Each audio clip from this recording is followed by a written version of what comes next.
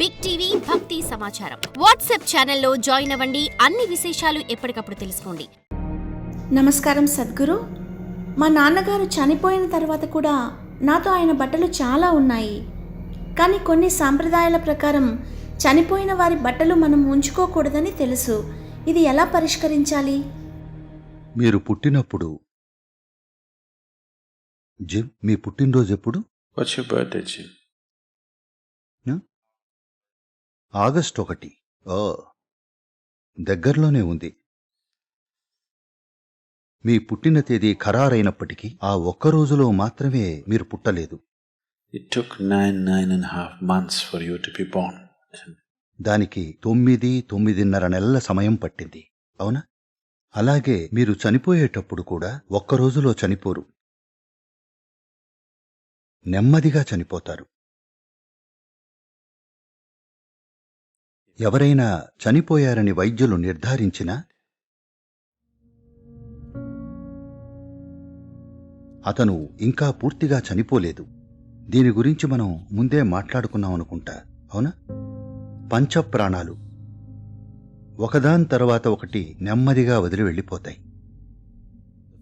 భౌతిక జీవశక్తి సాధారణంగా ప్రాణం అని పిలవబడేది 5 ప్రధాన రూపాల్లో వ్యక్తమవుతుంది. నిజానికి 10 ఉంటాయి, కానీ అదంతా కొంచెం సంక్లిష్టం. 5 ప్రధాన రూపాలు. అవి సమాన, ప్రాణ, ఉదాన, అపాన, ఇంకా వ్యాన. ఇప్పుడు ఒకానొక క్షణంలో ఒక వ్యక్తి మరణించినట్లు డాక్టర్లు చెప్పారనుకుందాం. మరో 21-24 నిమిషాల్లో సమాన వాయువు వదిలి వెళ్లడం మొదలవుతుంది. దానర్థం సమాన వాయువు శరీరంలో వేడిని నియంత్రించే పనిచేస్తుంది. మొట్టమొదటగా శరీరం చల్లబడ్డం జరుగుతుంది. సంప్రదాయం ప్రకారం ఒకరు బతికి ఉన్నారా లేదా చనిపోయారా అని తెలుసుకోవడానికి ముక్కు దగ్గర చూస్తారు. అక్కడ చల్లగా ఉంటే అతను చనిపోయినట్లు నిర్ధారిస్తారు. కనుగుడ్లు ఇంకా మిగతావి చూడరు, కేవలం ముక్కు మాత్రమే చూస్తారు. అది చల్లగా అయిపోయింటే అతను చనిపోయినట్లే అర్థం. కాబట్టి సమాన వాయువు ఆ సమయంలో పోతుంది. 48 నుంచి 64 నిమిషాల మధ్యలో ప్రాణవాయువు పోతుంది. దాని తర్వాత 6 నుంచి 12 గంటల మధ్యలో ఉదానవాయువు పోతుంది. ఉదానవాయువు వదిలి వెళ్లేలోపు కొన్ని తాంత్రిక ప్రక్రియల ద్వారా తిరిగి శరీరంలో కదలికలు తేవచ్చు. కానీ ఒక్కసారి ఉదాన వెళ్ళిపోయాక అతి తక్కువ అవకాశం ఉంటుంది. అది కూడా చాలా అరుదు. అది తప్పిస్తే ఒక్కసారి ఉదాన వెళ్ళిపోయాక మళ్లీ బతికించడం అసాధ్యం. దాని తర్వాత అపానవాయువు. ఇది 8 నుంచి 18 గంటల మధ్యలో వెళ్ళిపోతుంది. ప్రాణాన్ని సంరక్షించే వ్యానవాయువు 18 గంటల తర్వాత వెళ్లడం జరుగుతుంది. అది 11 నుంచి 14 రోజుల దాకా వదిలి వెళుతూనే ఉంటుంది. అది సాధారణ మరణమైతేనే. ఒకరోజు శంకరన్ పిళ్ళై గదంతా బాగా వెతుకుతున్నాడు. కొద్దిసేపటి తర్వాత భార్య వచ్చి, "ఏం చేస్తున్నావు?" అని అడిగింది. అతను, "ఏం లేదు, నేనేమీ చేయట్లేదు" అన్నాడు. ఆమె, "ఎందుకు ఏమీ చేయట్లేదని చెప్తున్నావు?"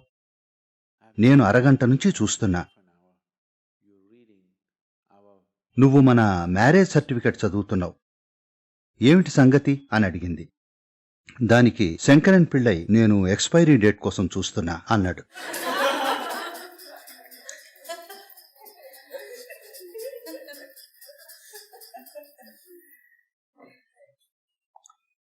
చావుకి కూడా ఎక్స్పైరీ డేట్ ఉన్నప్పటికీ ఎవరూ కూడా ఒక్క రోజులో చనిపోరు. ఇది మెల్లగా జరిగే ప్రక్రియ. అది ఇప్పుడు కూడా జరుగుతోంది, నిదానంగా. మీరు యోగా చేస్తూ మరణానికి అడ్డంకులు పెట్టచ్చేమో, కానీ మూతలు పెట్టలేరు, అవునా? రోజూ యోగా చేస్తూ దానికి అడ్డంకులు కల్పించి దాన్ని నెమ్మదించొచ్చు, కానీ ఆపలేరు.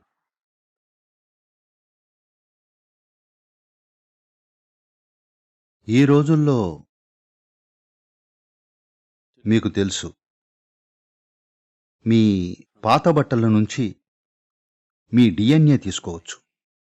మీరు చనిపోయాక 100 ఏళ్ల తర్వాత కూడా మిమ్మల్ని క్లోన్ చేయొచ్చు. అవునా? అవునా కాదా? కాబట్టి మిమ్మల్ని కనీసం మీ భౌతిక రూపాన్ని, మీ బట్టలను ఉపయోగించి అచ్చం మీలాగే కనిపించే మరో వ్యక్తిని తయారు చేయొచ్చు.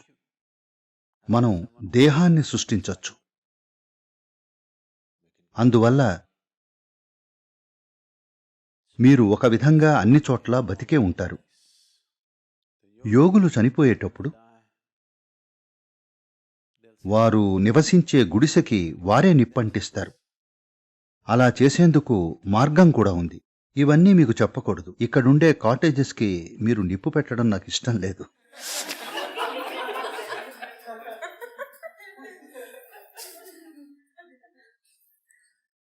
యోగులు ఎప్పుడూ వారుండే గుడిసెలకి నిప్పు పెట్టేవారు.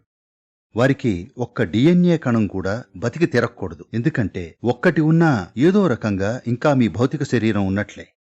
ఎవరైనా దాంతో మీ శరీరాన్ని పునర్నిర్మిస్తే అది ఇంకా తిరుగుతున్నట్లే కదా? If they can recreate your body from that, obviously it's hanging around, isn't it? అందువల్ల మీరు ముట్టుకున్న ప్రతిదీ మీరు కాల్చేయాలి. అన్నింటినీ నిర్మూలించాలి. ఈ ఒక్క కారణం వల్లే ఆధ్యాత్మిక మార్గంలో నడిచేవాళ్లు తమ భౌతిక అవసరాలను అతి తక్కువగా ఉంచుకోవాలనుకుంటారు. మీరు కనుక ఒక సన్యాసి గదిలోకి వెళ్తే 3 జతల బట్టలు బాగా మడిచిపెట్టి ఉంటాయి. నీరు తాగడానికి ఒక చెంబు, తినడానికి ఒక కంచం, పడుకోవడానికి ఒక దుప్పటి మాత్రమే ఉంటాయి. అంతే, ఇంకా వేరేమీ ఉండవు. బయట ఉండే ఎన్నో వస్తువులను తాకడం అతనికి అవసరం లేదు. చాలా తక్కువ పెట్టుకుంటాడు. ఎందుకంటే అతని శరీరం పలు చోట్ల తాకితే తిరిగి వాటన్నింటినీ పోగు చేసుకుని దేహాన్ని విడిచి వెళ్లడం చాలా కష్టం అవుతుంది. అందుకనే అతను ఎలాంటి శారీరక సంబంధాలు పెట్టుకోడు. ఎందుకంటే అతనికి తెలుసు, శరీరం పలు చోట్ల వ్యాపిస్తే వాటిని మళ్లీ పోగు చేసుకోవాల్సి వచ్చినప్పుడు ఎంతో శ్రమపడాల్సొస్తుంది. మీతో శారీరకంగా సంబంధం ఉన్నవాళ్లు మీరు వెళ్లాలనుకున్నప్పుడు మీతో రావడానికి ఇష్టపడరు. వారు రారు. వాళ్ళందరూ నేను నిన్ను ప్రేమిస్తున్నా అని అంటారు, కానీ మీతో రారు. కాబట్టి ఎవరైనా చనిపోయినప్పుడు అతను ఎవరు అనేదాన్ని బట్టి దానికి అనుగుణంగా ఈ విషయాలను నిర్వర్తించుకోవాలి. ఈ రోజుల్లో ప్రజలు 3 జన్మలకి సరిపడ బట్టలు, 10 జన్మలకి సరిపడే చెప్పులు మనుషులు కలిగి ఉన్నప్పుడు అవన్నీ కాల్చడం శుద్ధ దండగ. అలాగే వారు జీవించే పద్ధతి ఇంకా చనిపోయే విధానం ఎలా ఉందంటే వారు మళ్లీ ఈ భూమి మీద అడుగు పెట్టక తప్పదు. They have to find root in this earth once again. కాబట్టి అవన్నీ కాల్చడం వ్యర్థం. కనీసం శరీరానికి బాగా అతుక్కునుండేవి అంటే లోదుస్తులు ఇంకా ఇతర వస్తువులు తప్పకుండా కాల్చేయాలి. అవి ఖచ్చితంగా కాల్చాలి. లేకపోతే ఆ జీవం అంత సులభంగా వెళ్ళిపోదు. అది ఇక్కడ ఉండాలా లేదా అక్కడ ఉండాలా అనే విచక్షణ దానికి ఉండదు. అది ఎలాంటి నిర్ణయం తీసుకోలేదు. విచక్షణ లేదు కాబట్టి నిర్ణయం తీసుకునే సామర్థ్యం ఉండదు. ఒక్కసారి శరీరం కోల్పోయాక విచక్షణ బుద్ధి కూడా పోతుంది. నిర్ణయం తీసుకోలేరు. కేవలం ధోరణులు మాత్రమే ఉంటాయి. శరీరానికి సంబంధించినవి ఎన్నో ఇక్కడున్నాయి. అందువల్ల అది తిరుగుతూనే ఉంటుంది. ముఖ్యంగా చనిపోయిన మొదటి కొన్ని రోజులు ఎవరి ఇంట్లోనైనా చాలా బాగా వాడిన బట్టలుంటే ఇది పాశ్చాత్య దేశాల్లో పెద్ద సమస్య అయిపోయింది. వేసుకునే బట్టలు సమాజ నిర్మాణం మూలంగా పరిస్థితులు ఎలా ఉన్నాయంటే ఉతక్కుండా ఒకే జాకెట్ 6 నెలలు వేసుకుంటున్నారు. అవునా? మీరు వాడి అక్కడ వేలాడేస్తారు. ఇవి చలి ప్రదేశాలు, ఎక్కువగా చెమట రాదు, అందుకే వాడి అక్కడ వేస్తారు. అటువంటిది భారతదేశంలో అసలు జరగదు. ఏదైనా వాడితే వెంటనే ఉతకాలి. బట్టల స్వభావం, వాతావరణం, సమాజ నిర్మాణం అందుకు అనుగుణంగా ఉండేవి. కానీ ఇప్పుడు ఇవి కూడా మారుతున్నాయి. ఎందుకంటే చాలామంది మేడ్ ఇన్ చైనా బట్టలు ధరిస్తున్నారు. మేడ్ ఇన్ ఇండియా వాడట్లేదు. వారు ధరించే బట్టలు ఎలాంటివంటే వాడి అక్కడ వేలాడదీస్తున్నారు, వేసుకున్న తర్వాత ఉతకట్లేదు. ఒకప్పుడు వీటన్నింటినీ ఎంతో శ్రద్ధతో చూసుకునేవాళ్లు, ప్రతి అంశాన్ని పట్టించుకునేవారు.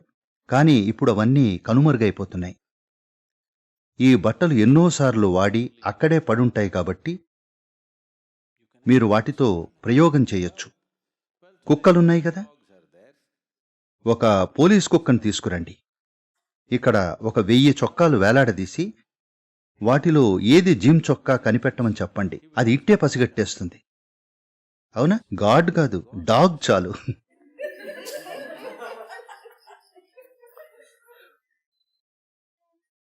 కాబట్టి ఎన్నో విధాలుగా మీరు ఆ చొక్కాలో జీవించే ఉన్నారు కదా, అది కుక్క కూడా పసిగట్టగలదు.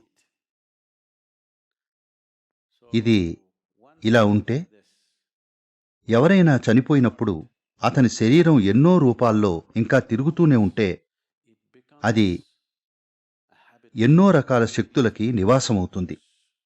అతని శక్తుల కోసమే కాదు, ఇతర ఎన్నో రకాల శక్తుల కోసం అది సిద్ధంగా ఉంటుంది. ఒక విధంగా మీ చొక్కా ఎవరూ ఆవహించని శరీరం, దాన్ని అలా వదిలేయడం మంచిది కాదు. అందువల్ల భారతదేశంలో వాటిని వెంటనే ఉతుకుతారు. అవి ఖరీదైన బట్టలైతే అన్నిటినీ ఉతుకుతారు. మొదటి 10-11 రోజుల్లో అన్ని బట్టలు ఉతికి ఎన్నో ప్రదేశాల్లో పంచుతారు. ఒకే చోట పంచరు. అన్ని బట్టలు తీసుకెళ్లి ఒక కుటుంబానికి ఎప్పుడూ ఇవ్వరు. చొక్కా ఒకరికి, ప్యాంట్లు ఇంకొకరికి, అది అక్కడికి, ఇది ఇక్కడికి. దాంతో ఇదంతా బాగా వ్యాపించి దాని ప్రాముఖ్యత కోల్పోతుంది.